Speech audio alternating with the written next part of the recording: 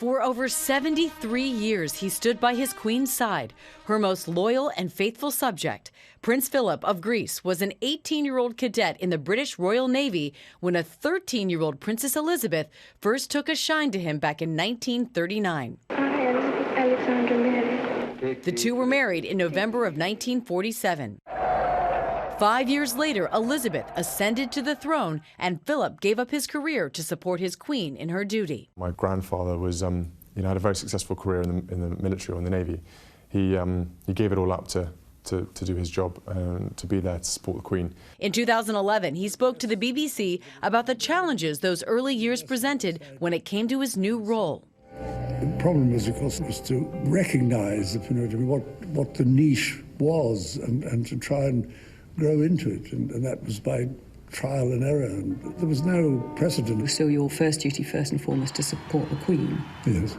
And what does that involve? Helping her, supporting her, doing anything that is valuable to her. It was Philip, apparently, who encouraged the Queen to make that famous speech celebrating Diana after grieving Britons had accused her of being too stoic, too aloof, and too royal. In good times and bad, she never lost her capacity to smile and laugh, nor to inspire others with her warmth and kindness. At all times forced to walk 2 steps behind Elizabeth, but in life they were equal partners. They had 4 children and a loving, enduring marriage. As consort to the Queen, Prince Philip supported over 800 charities, made over 620 solo visits to 143 countries, and traveled thousands of miles across the globe with the Queen on tours and state visits, but never grabbing the spotlight for himself. It must have been quite difficult for him being in the sort of shadows and being the support, but he does it fantastically well. He's never complained. And it's obvious from all of us, and it should be obvious to everybody else that sees it going on, is the fact that without him, she would be slightly lost, I think.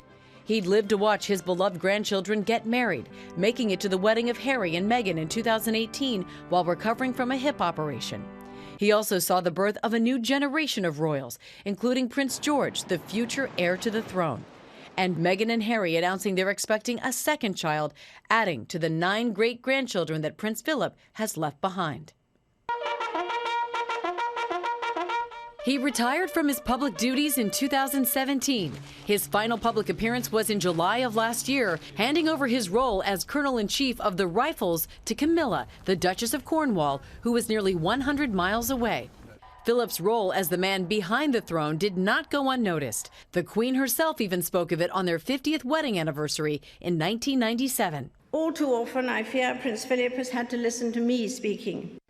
He is someone who doesn't take easily to compliments, but he has quite simply been my strength and stay all these years, and I and his whole family owe him a debt greater than he would ever claim. I've just done what I think is my best. I can't suddenly change my whole way of doing things. I can't change my interests. I can't change the way in which I react to things. It's part of, that's somebody's style, and it's too bad, lumpy.